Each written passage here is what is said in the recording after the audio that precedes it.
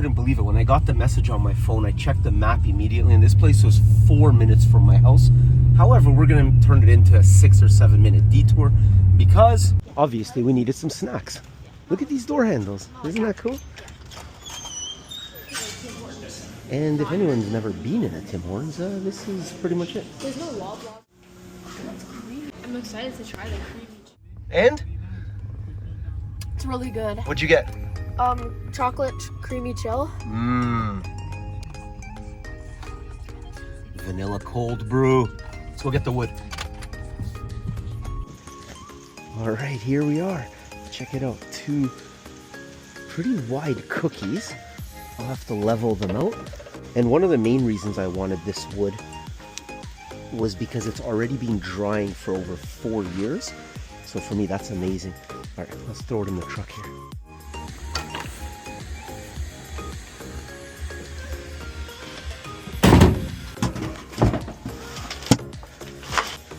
And then one more.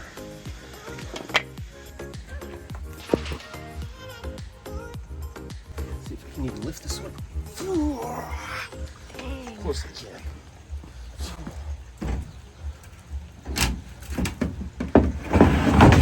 That's why I wear my steel toes.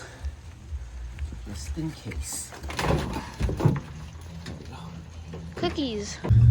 So, that wood, upon quick inspection, might end up being a nice little thin cookie or something, but a little bit heavier than I thought, but we got it in. And now I'm gonna go home and take it out and have to decide if I'm gonna keep drying it or where I'm gonna store it until I get a chance to work with it. Worst case scenario, listen, if it ends up being that it doesn't work out, it ends up becoming firewood. So either way, it's not gonna be a loss. And you guys saw the process. I'll get the message, I'll go check it out, usually scoop it up, and then I start my own drying process. So that's it. Cheers.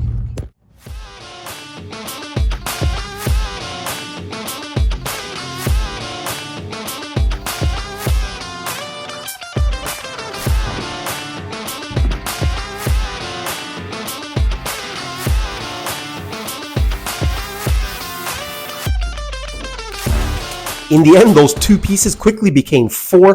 When they fell out of my truck, I knew this would happen. They broke in the weak points. When arborists cut down trees, they cut them like that, leaving the middle usually very thin. For me, that's great. It exposes all the weak points. I'm going to get rid of these 2 small pieces, probably just firewood. It's not worth my time or effort to make anything out of these. Having said that, I'm left with these 2 beauties. So I'm going to throw them up either on my drying rack or in my secondary storage. Not so much more drying, it's just right now I don't have time to start these, but these are going to become tables very soon.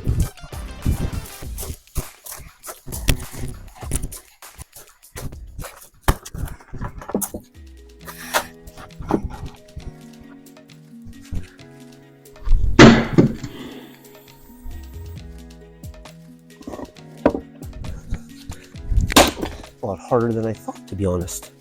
I mean, like, the wood is a lot harder than I thought. Not chopping wood. I already knew that was hard.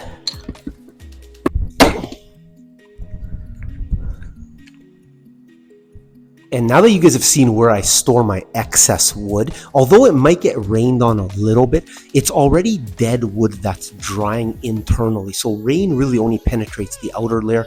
That's not really an issue. You could kill that with a few days of drying. But any other wood that I'm either going to be working on soon or I really want to keep out of all the elements, they go on my drying rack here behind me. So we're going to take a closer look at that and then we'll wrap it up. This here is my famous drying rack.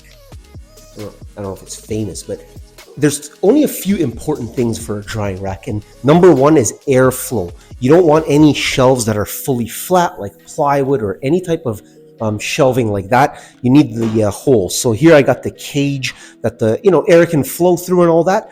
Strength, that's another thing. Obviously, for these stumps weigh a lot. Usually I'll keep the big and heavy pieces at the bottom, but as you can tell, look at this red ash. That weighs quite a bit, and that's up on the shelves. So you want something that's sturdy, something that allows the air to flow.